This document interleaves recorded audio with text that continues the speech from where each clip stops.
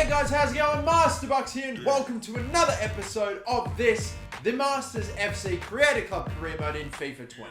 We are in the brand new year of 2023, a brand new transfer window. We have the semi-finals of the Carabao Cup against Manchester United. Got a couple of maybe games against, lesser Premier League sides, or at least lower down the table, but of course, still tough games coming afterward with Man City, and then a few other pretty decent ones that are coming a little later. Maybe some cup fixtures thrown in there, hopefully, if we go on another FA Cup run. As things currently stand, we are occupying 5th place after 21 games, and literally every team in the entire Premier League has played the same amount of games and all that, and yet we only have a 1-point gap between ourselves and that 7th place that we are so desperately trying to avoid. And it looks like, as you see, between Chelsea in 7th and Newcastle in 8th, a 7-point gap. It would appear that all the teams that you see here in this top 7 are going to be the teams that are maybe most likely going to finish in those areas. It seems like it might be that way, and there's still such a battle between ourselves, Manchester United and Chelsea, so our fight to get to the top 6 is far from over. I think we're also still a good double-digit points away from the team on top, Manchester United, as well, like 11 points, best guess, I think. It's, we're a way away. Not sure if a title's going to happen for us this season either. I'm still trying to hope that we can make the top 6 with how strong all those teams are. But in the last episode, I did ask you all for a little bit of input on one of our pre-contract signings. I asked you all, hey, do we go for Konstantinos Mavropanos, who's a bit of a taller, more physical centre-back option for us to get, or do we go with kind of a bit more of a technical, slightly higher rated guy in Ben White? And it was pretty, it was even. There was not much to split it, but in the end, you have gone and voted for Konstantinos Mavropanos. I am saying his name right, correct? I don't know, but either way, he's the one that I think there was definitely a lot of love for White as well. Fair enough, he is the higher rated player, but for the type of centre-back that we want, a taller, more physical sort of presence, then Mavropanos fits the bill. So we're going to go for him as our first pre-contract signing. They set the wage, which is always what I want to happen, and the wage cut is just stupid. I know he's going from Arsenal to maybe a team that doesn't have the resources or isn't as well off or something, but still though, that is pretty crazy. And 15 clean sheets in the season for only $1 million. If we get to 15 clean sheets, that's still pretty damn good. I mean, he might not even get that bonus, so I've got to accept that as well. I mean, yeah, I have no problems giving you that at all. Like, he's literally taken like a 30k a week pay cut. It's mad. So our first pre-contract signing is done and dusted. I will make another one maybe a little later in the episode, though. For now, we'll get stuck into a couple of games. The first one, of course, being this big game against Manchester United, the first leg of the Carabao Cup semis. We were here, literally, this exact same spot last season, semi-finals. It was against Manchester United, and they took us out in 2 legs. Well, hopefully we can get the reverse result this time. Will the attitude of the players make a difference? I don't know. My boys are winners. I would like to think so. We haven't been very active in the transfer window. Bitch, it's been like 4 days. Give us a break. And I do have another player, although I will back the boys that we have now and say that we're good all over the pitch, because we pretty well are, I would like to think. Could always do with improvements in some areas, and there are always going to be weaknesses. Even in a good team, there will always be a weak link somewhere. And do you hope to bring stability to the team's performance? I don't know if we've been super erratic, but you'll see what we're made of, I guess. We still have a fair amount of injuries, like Marlon Fossey, who is out, Ryan Kent, who's out, and McGree, who's suspended, which is quite frustrating, because it means now I've got a lot of tired players, and unfortunately, not a lot of players to replace them with. I'm going to stick with Hunter and Incham to start this game, even though Hunter is quite tired, to be honest. Stephen Plaza's no better. So I'm going to go with Hunter. And Adelaide being susceptible to re-injury with that little Band-Aid logo, I'm still, because McGree's suspended, if he was available, I'd probably play him, but instead we're gonna risk him. Right on. First leg of 2 against Manchester United. A good start needed in our home ground. Hopefully, we can set ourselves up for the return leg. That would be brilliant. Need to make a final. We are yet to make a Carabao Cup, FA Cup final. Yet to win a real proper title like a League Cup, FA Cup, Premier League, like a top div. Could this be the first? We thought it was going to happen last season. It didn't quite. How about this? Fingers crossed we put in a good performance. Hopefully we can pull it off. 180 minutes of action, of course. We'll have to be paying close attention to what happens between West Brom and Liverpool, but we clearly expect one team to go through there. And with our recent record against Liverpool, I'd almost not even complain if they did make it, but obviously we'd want West Brom. Hunter with the honours of getting it kicked off. God, I love that headband on him. It's sick. It's just style points that he doesn't need there. It's lovely. But anyway, we're kicked off here. First leg of 2. Oh, wow, that's a big slide. And Cisse, he sharply turned back, I tell you what. And it's going to be a red card as a result of it. That seems a little excessive. I went in for a slide trying to preempt a tackle. Instead, he changed positions, and I cannot believe that from that referee. I really cannot. Fucking hell. No. Oh, God, no. Horrific. Sliding in.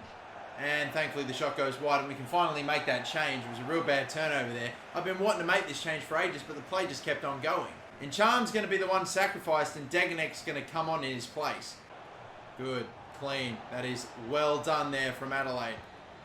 Still looking to find someone to move it on to. No, I didn't want the fucking back heel there. And he jumps over the fucking ball. What is this game? Christ. Now at the other end. Torres. Ball in. Deganek. My lord, I didn't know if that was actually going to get there or not. Davies gets a little clip. Fuck's sake. I just can't continue on once we get the ball. Good block from Adelaide. Jeez, kept that in just about. Ikone. Wild pass to get it into Davies. And geez, I wasn't even really looking or paying close attention to stoppage time, but it's over. 0-0. And just, yeah, I don't know. I can't really say that the red card has changed much, apart from the fact that when they have all their numbers behind the ball, it's fucking near impossible for me to get a chance. Oh, jeez. My lord, they're just passing it with precision. We are there, we are close, but we can never cut it off. We can't block it, we can't make the intercepts. That shot was a bit weird, you know. It was soft and it was floated up there. Travers makes a pretty routine save. Vidal's now into the game for bloody Manchester United. And I'm literally having a tough time at the moment. I'm having a real bad go of it. He's pushed so far up this damn pitch. Now he's had a go, my God, Barrios. That's going wide. Wan-Bissaka gets up the pitch so much, but we have not been able to get anything on the fucking counter-attack. It's been ridiculous. It's finally happened. It's finally come to fruition, this fucking goal that it has been coming for so damn long. Ever since we lost our man, they've just been going around the outside playing perfect passes. They've been running to their spots exactly where they need to be. I'm trying to get my players, trying to drag them to where they need to be, trying to chase them, but they're always just, I can never cut it off, never make the intercept, and finally they've put a move together going around the outside. James, play that in. Adelaide. Cross back stick. No, it would never work. Of course not. Although, Adelaide now. Elliott. Still going. Tight angle, but... Oh, my... Oh, put it away! I'm having such a fucking shit day. That's a good grab there by Travers. Big. That is very big indeed. Elliott's now going to go. I'm going to get him to run hard. Being chased by Wan-Bissaka, but he holds him off reasonably well, actually. I see Adelaide in the middle. Well put to him. Save. Rebounds. Elliott's got the big goal. He ran it all the way up the pitch. He scores it for us in the end. Come on. Played it in to Adelaide, who could not finish. De Gea made a big save. I don't get many with Harvey Elliott, although he is a decent player for us. The shot, another save with his fucking legs. But on the rebound, Elliott, with his body falling, you know, backward and whatnot, finds a way to squeeze it in finally. He just sort of held Wan-Bissaka behind him, even though he was chasing, he was catching, and that is a huge goal from the teenager Harvey Elliott. 3 in the Carabao Cup now. If we walk away from this thing with a draw, I think you're probably going to take it, considering the early red card in the game and the fact we've had nothing fucking going for us. I'd honestly take it. Good work, Reece James. 3 minutes. Do I have anyone up top? Not really. There's no chance, but I am just going to bang it long. Hope for a miracle? No. That has to be that. Yep. 1-1. I'm taking that result. Just for the day that we had, I cannot really complain too much. That is a very, very fortunate goal to get right at the end when we had nothing going for us at all. And even the shot that we initially took with Adelaide got saved by De Gea, and Yeah, it's a fortunate bounce even, it's got to be said. Regardless of how good the finish is to twist and contort his body like that. Harvey Elliott, thank you, mate. You give us a bit of hope going into the second leg.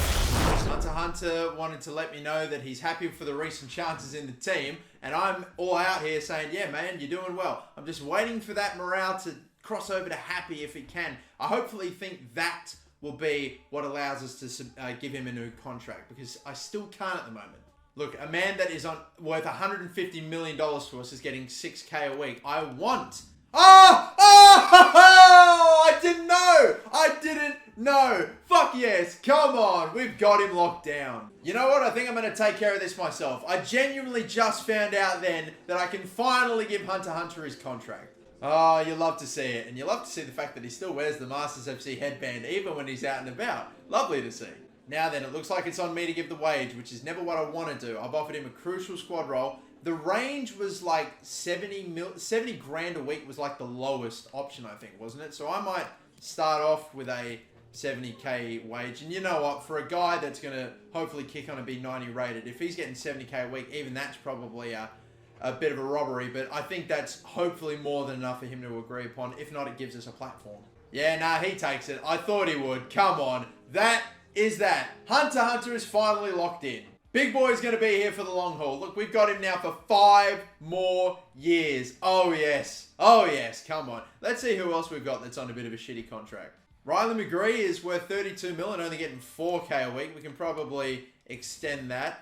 Maybe bring it down to about 30K, 3 years rotation. Yep, that's fine. Olivier Ncham's only on like 24K a week, which I guess, yeah, whatever. It's 78 rated, that's fine. But considering he's about to enter the last year of his contract, I might bring, I might give him a new contract, so he's done. Sheesh, how'd I miss this one? Milos Degenek's on 5K. Yeah, we definitely can give him a slightly better contract too. I'm thinking 30, 2 years rotation. I would have liked for it to have been a little longer, but I guess he is about to hit 30. So yeah, all right, we'll take that as well. Good to get a handful of contracts sorted out. That's especially the main one right there.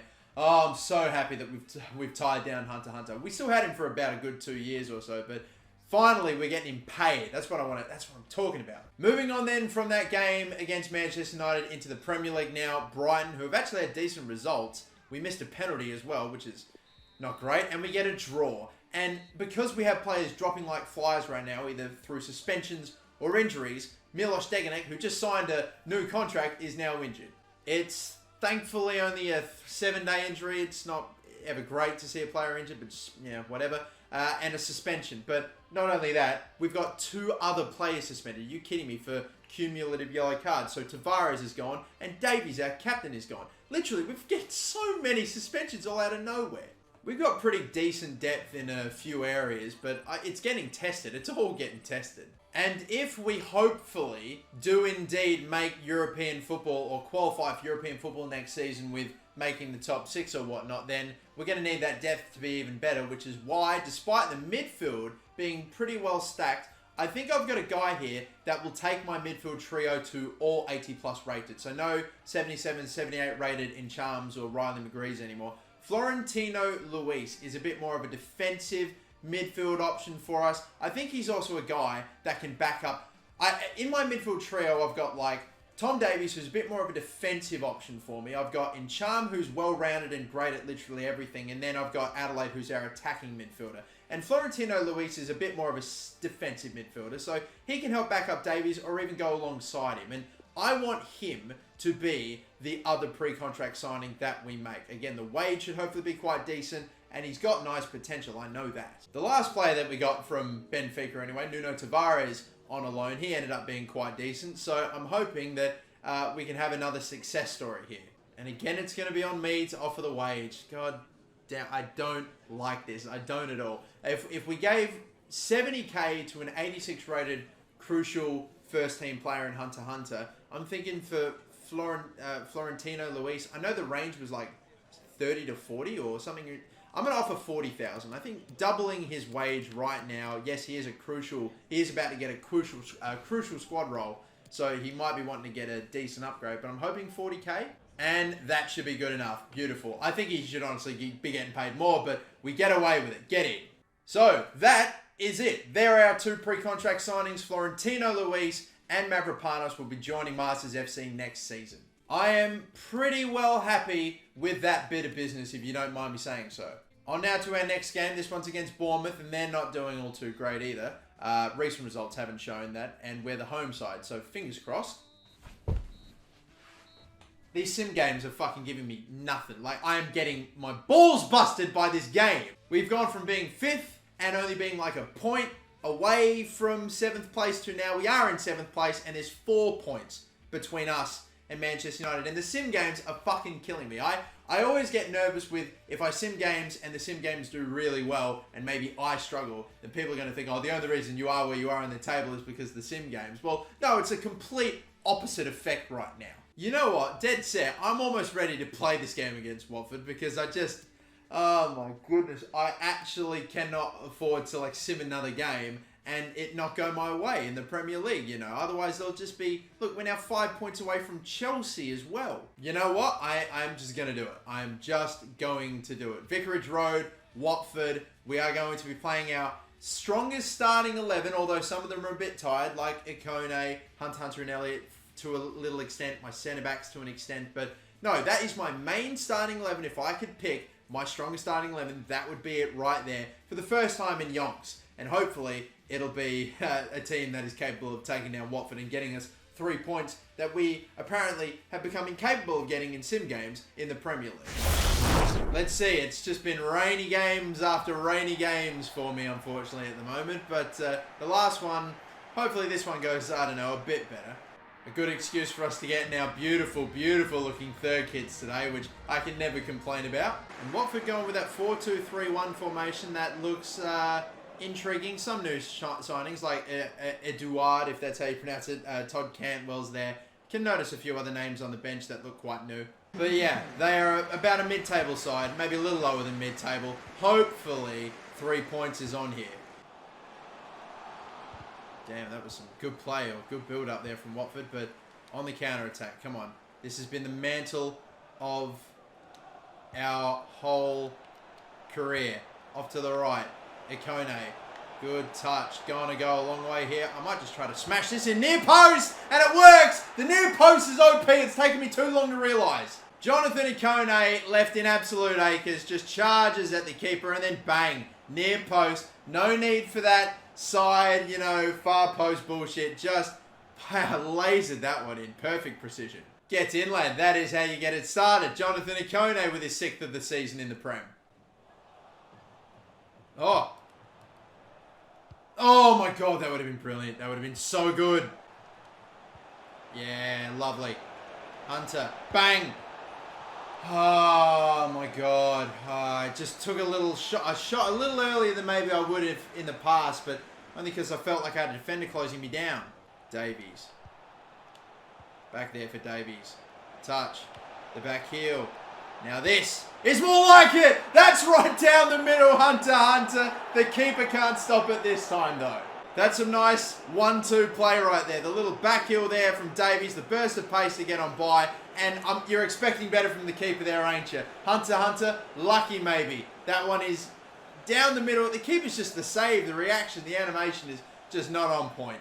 9 goals now in the Premier League. You know, last season I swear he hit 10 double-digit goals in the Prem within like his first, I don't know, less than 10 games or something. He was on fire. Not really been the case this season, but still looks like he's on track to finish with a pretty damn good, respectable total. The fourth official has 3 indicated minutes there will be a minimum of stoppage of 2 time. minutes. Fucking hell, that's a bad turnover. When sliding in, Davies didn't get it the way I originally intended, but we did get it in the end. And oh, there was 2 minutes, not 3 minutes. I actually misread. Thought I had another minute to get one last attack in there, but no.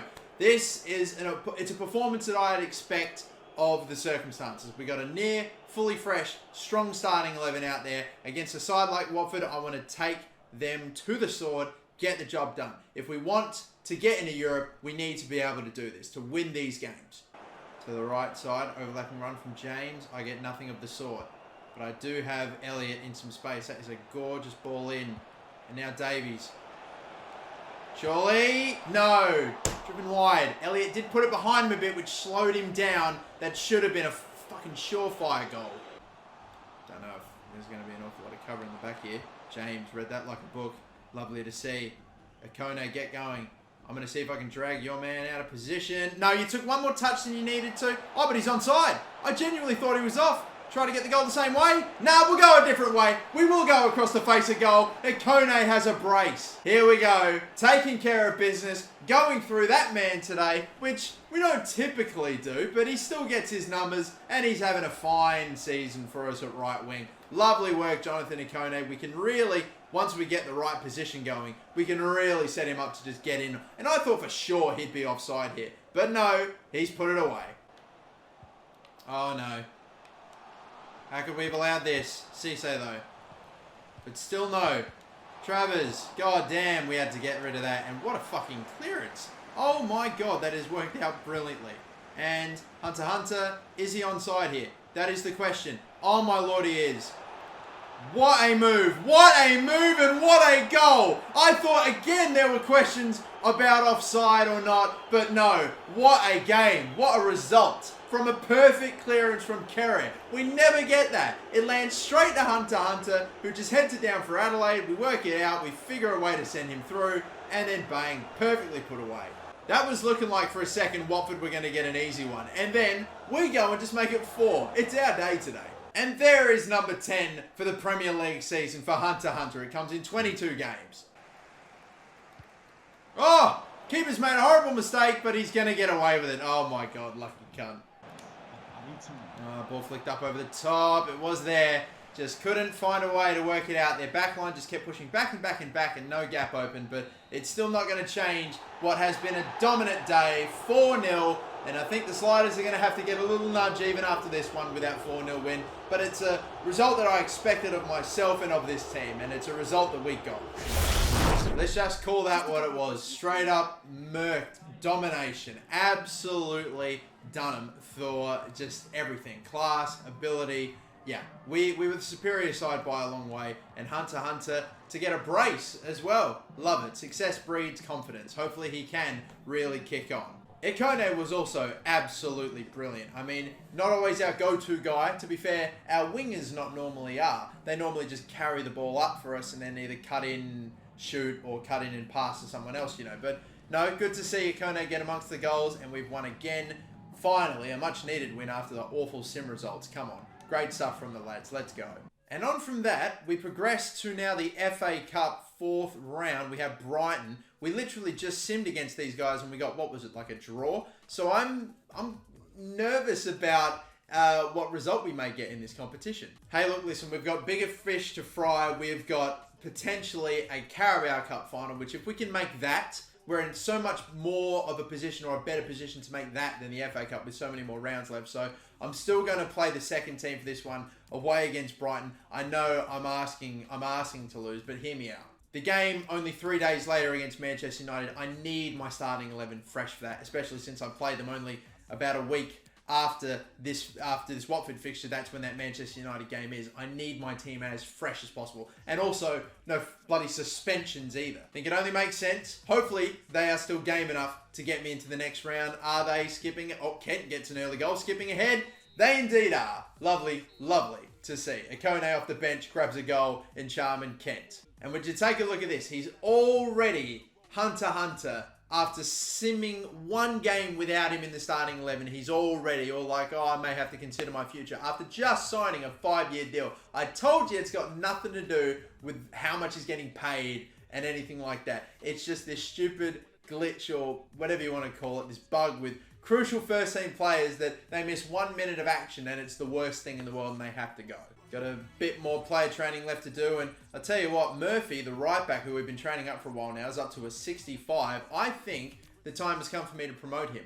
At 65 overall, I reckon that's pretty damn alright, you know. The potential looks like it's going to be 80 to mid-80, you know. I'm definitely fine with that. Him being 6'7" at right back, he can also be a centre-back option for us too. You know he will, so we're promoting him for sure. We've also got a 6'3" left back here who has great potential and overall, but we've also got another left back whose potential is great, overall isn't as high, and I'm starting to think now I should be giving Benjamin Vandenberg drills instead of Sulo Pitu, who I was giving a bunch of drills to back in the day, but maybe not so much now.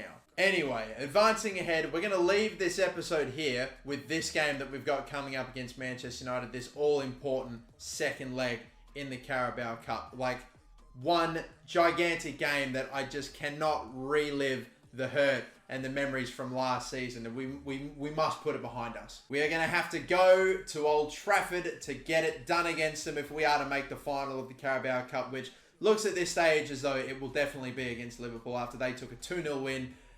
So you would expect them to see that out. I wanted to rest my starting 11 for this game, and it looks, for the most part, like that's worked out. In Charm, James, and especially Jonathan Ikone are quite gassed, which, I mean, not incredibly gassed, but they're like maybe about 2/3, and maybe James is about like 3/4 of his stamina left, but still, I would have liked for everyone across the board to be, you know, fully fit, ready to go. It's not exactly that case, but still, hopefully, manageable. Huge game in the next episode to begin it. Hopefully a game that will, at the conclusion of it, take us back to Wembley Stadium, not as it being our temporary home, but for the first time, us going out there trying to win a actual legitimate title, the first ever in the club's history. Fingers crossed we can do it. Until that next episode though, my name is Master Bucks. Thank you all so much for watching. Don't forget to like and subscribe. Catch you later. Bye.